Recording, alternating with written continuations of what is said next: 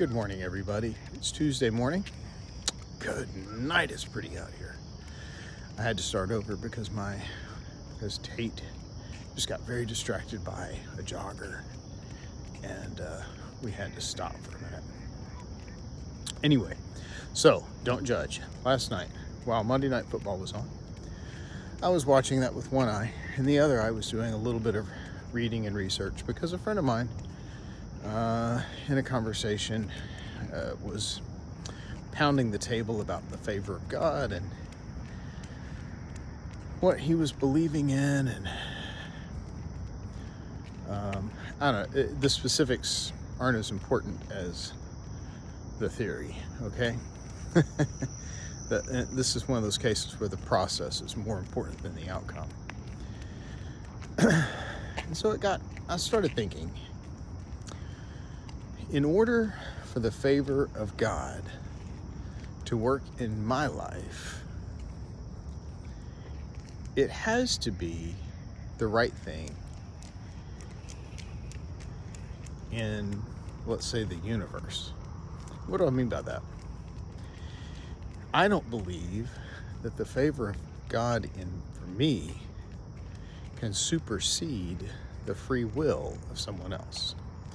If it works in my favor for something to happen, but it means that God has to make something not happen, or He has to make something happen in someone else's life, then that person no longer has free will.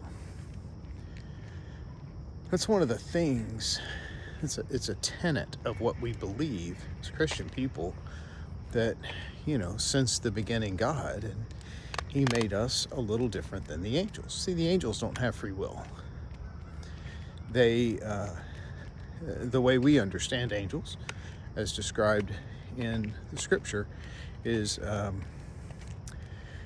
each angel has a purpose, and they do whatever that purpose is. So we don't have that. We have free will. We can choose to follow. We can choose to obey. We can choose. And with everything that we choose, there is, there's a consequence. There are ramifications for every choice we make. Consequence doesn't mean bad. It just means I make a decision and things happen as a result of that decision. So I'm really thinking about this whole favor of God thing and how it plays into free will. I wish I had something other than what I think. I mean, it's a pretty deep, research, really. Now, if you know me, I'm a big believer in Romans 8:28, for we know that all things work together for good. But there's also Mark 11:23 that says,